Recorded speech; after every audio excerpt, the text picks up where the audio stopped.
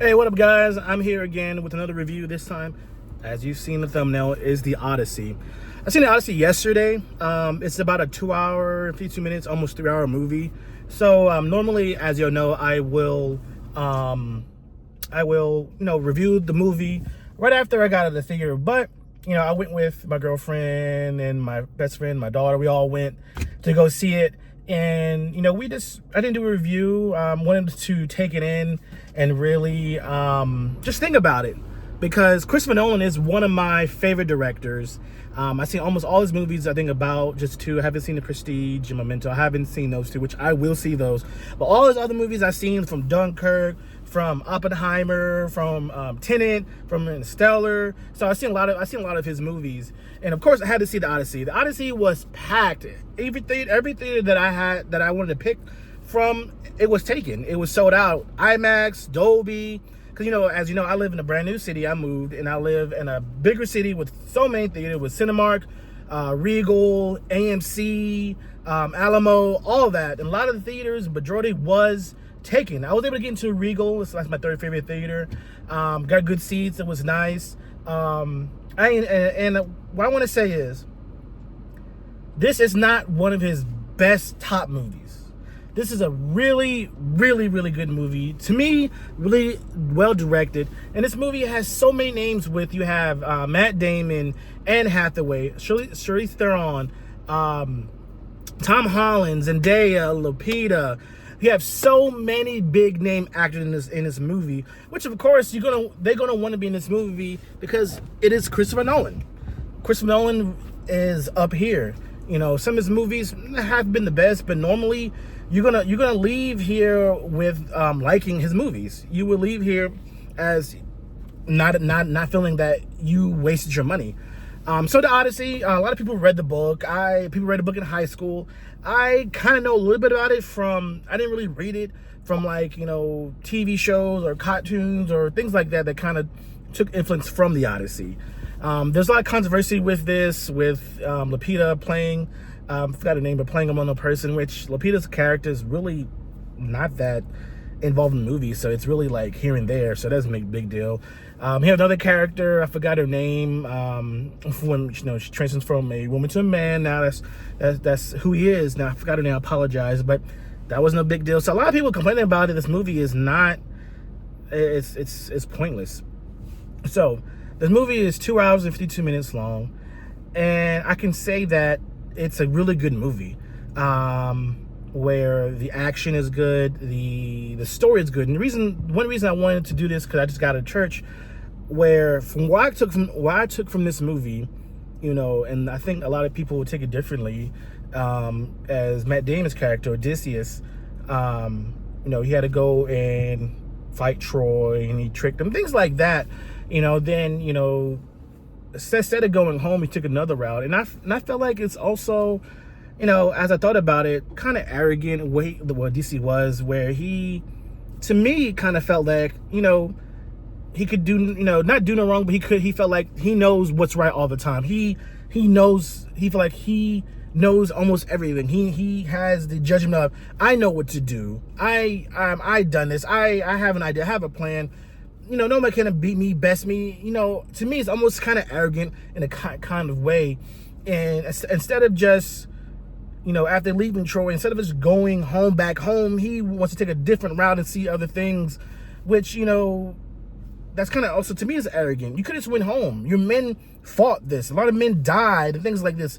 Go home, respect their name. But no, you want to sail in, and people warned you, and you was like, it'd be okay, I can do it. And you're defying the gods, and you're not listening. That's what I kind of took out of it. Is to me, that's almost like a punishment of that, defying the gods. You have Athena, that's played by Zendaya, which she did a fantastic job. Where she's talking to him, and some parts he didn't want to go home, and just people, he always thought, I know what's right, I know what's right. And that shows that. And to me, that took like, we have to be humble, in my opinion. We have to be humble of what we have. You might have riches and everything like that, but still, you have to be humble. You have to show respect. You have to show gratitude. And I feel like he didn't do that.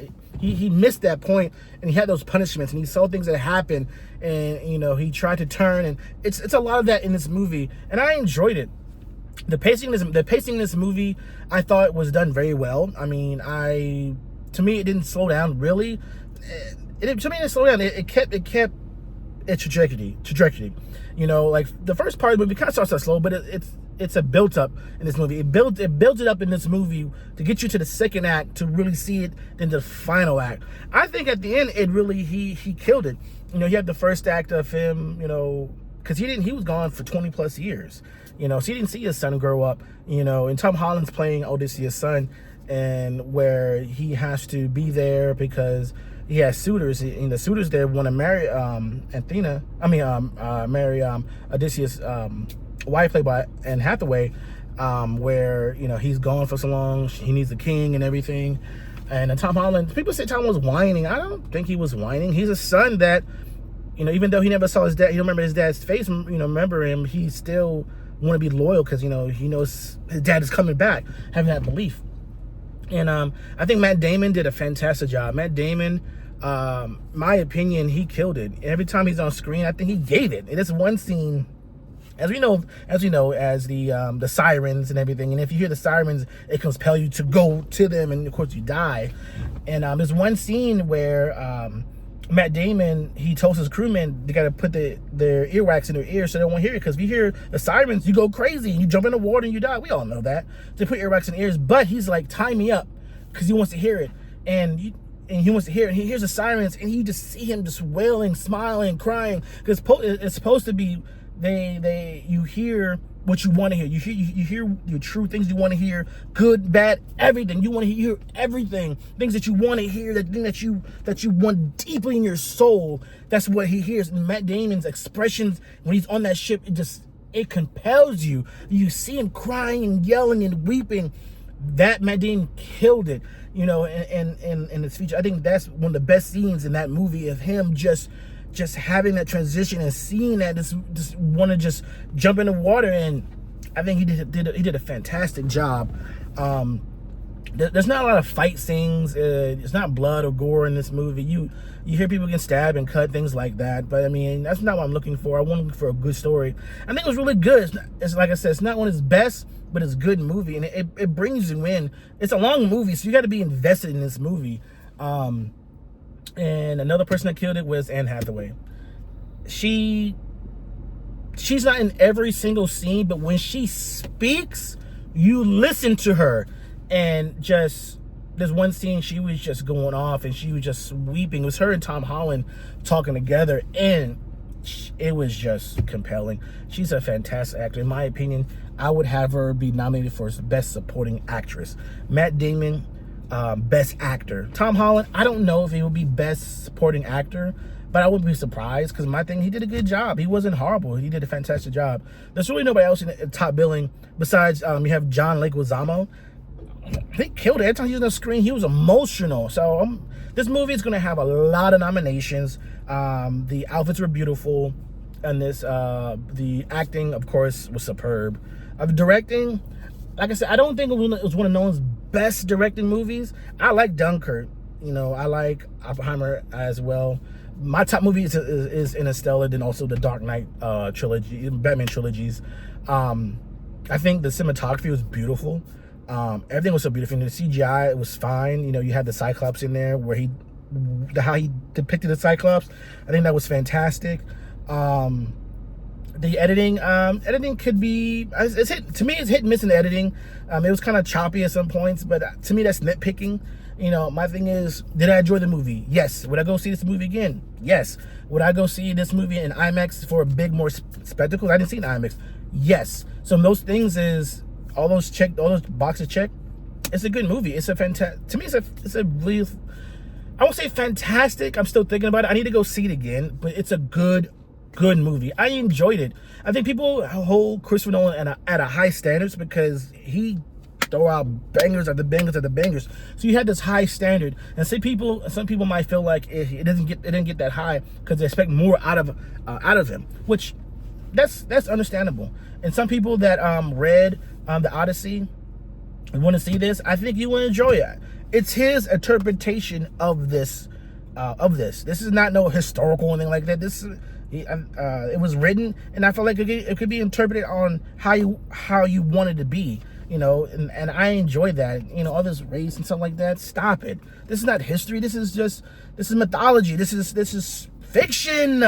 You know, some things happening. Come on, you got a Cyclops in here. You got signs. they think about Zeus and gods, and they might know how many gods were out there.